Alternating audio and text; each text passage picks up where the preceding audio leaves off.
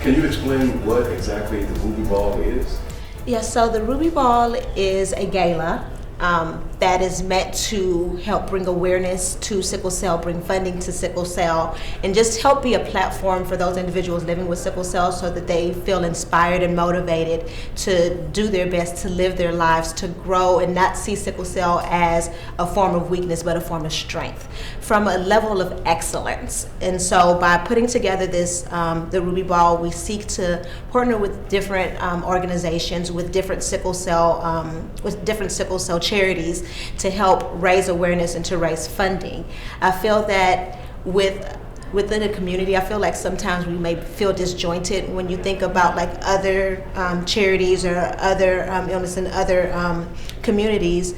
They have more of a connection. So when you look at, like, say for example, with cancer, they have the Susan G. Como walk, and so everybody recognizes that, everybody knows what that is. So I feel that other illnesses, they have a stronger, bigger voice. So when you look at, say, for example, breast cancer, they have the Susan G. Como walk.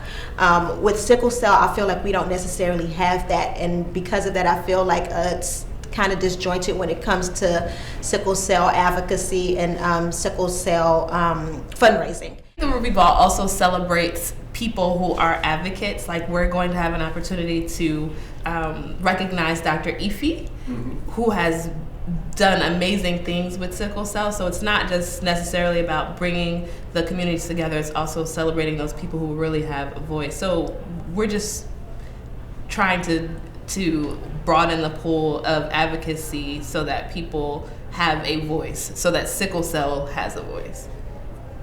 You have your unique story of learning about your having a sickle cell trait.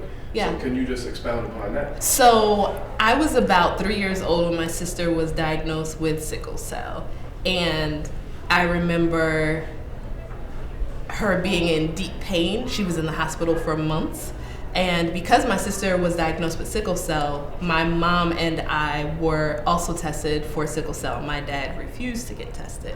So, and he passed away in 2010. So to this day, we don't know whether he had the trait. But I know that I came up negative and my mom came up negative when I was tested when I was 3. And so I was talking to a doctor of mine when I was about 22, 23, and I was telling her about how my sister had sickle cell and I didn't have the trait and my mom didn't have the trait, and the doctor said, well, that's impossible. And so she said, well, let's test you for something that may mimic sickle cell and may have similar traits. And so I got tested for something that may mimic sickle cell, and she called me back and she said, so you have the trait. So that was interesting to me because when I was 3 and I was tested, I came up negative, and then when I was in my 20s and I came up positive for the trait, that was confusing to me, and it was a diagnosis that I hadn't expected and had lived my life. I ran track and field. I was an athlete in college, so I had never had any experiences similar to my sister's where I had debilitating pain or trouble with breathing or anything like that. So I never had any symptoms. So as the trait, what it means is that I'm a carrier of the disease. It means that I have to, or sometimes I feel like I have to introduce myself to guys and say, hi, my name is Christine, I have the trait. How about you? And another thing that it brought to mind for me was that perhaps there are degrees to the quality of testing that exists for sickle cell. So when I speak to people about having the trait, and they say, oh, I was tested, I was negative, I said, well, when were you tested? Because I was tested when I was 3 and I came up negative. So have you been tested again? You should check it out.